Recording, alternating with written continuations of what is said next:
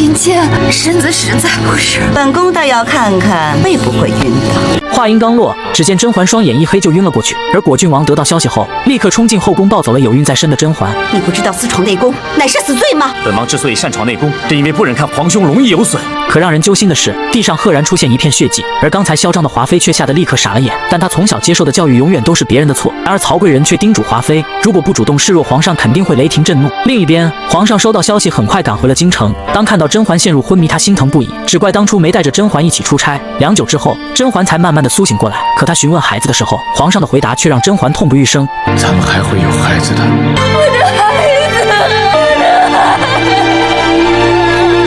真相如同一根针扎入她最痛的神经，而丧子之痛和羞辱之恨的叠加感，又压得甄嬛喘不过气来。而皇上只能道歉安慰甄嬛解开心结，但没装不愿看到甄嬛遭受委屈。他立马将前因后果告诉了皇上。贱人在哪里？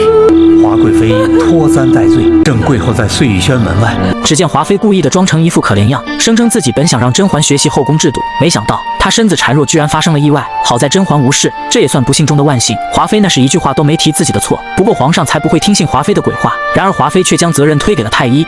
你这个太医是怎么当的？3个多月的身孕，怎么跪了半个时辰就会小产？是你们给她吃错了什么东西，还要赖在本宫头上？这样一来，反而让皇上更加生气。接着，皇上来了个以其人之道还治其人之身。你明知道婉嫔怀有龙胎，还强行责罚，你这样心如蛇蝎的人，真是断断不能一再容忍。今日起，你每日正午去自己宫门口跪2个时辰。虽然皇上对华妃进行了处罚，但甄嬛却对老四的裁决极不满意。毕竟华妃曾无数次对自己痛下杀手，就连17岁的纯常在都死于她手。因此，甄嬛恨不能华妃马上去地府签到。不过皇上也有为难之处。总之，目前西北战事还需要年羹尧统筹，所以皇上明知华妃有错，也只能高举轻放。而年羹尧在第2天就连续上折子给皇上请安，无非在暗示皇上解除妹妹的惩罚。年大将军不仅关心国事，更关心皇兄的家事啊！为了坐实年羹尧的罪名，皇上特意指派果郡王去收集证据。无论家事还是国事，他们兄妹都成了朝廷最大毒瘤。看来老四已经决心要铲除年氏一族。与此同时，温太医发现甄嬛身上有麝香的味道，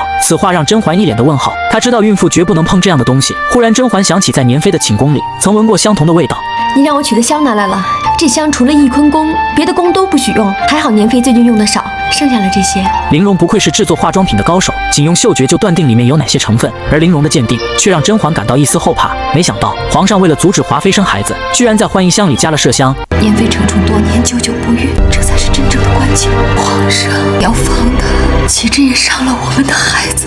而甄嬛之所以会小产，很大程度也是闻到这种味道所致。当然，甄嬛不知道也有玲珑的算计，因为不久之前，玲珑送她一盒带有麝香的修复霜，如今刚好发生这样的事情，以后就是想查也查不到玲珑身上。而甄嬛认为皇上间接害死了孩子，因此她对老四的仰慕变成了痛恨，以至于皇上每次来探望她，到最后都是不欢而散。于是皇上也逐渐失去了耐心。然而正因为甄嬛的失宠，反而让其他人对甄嬛更肆无忌惮。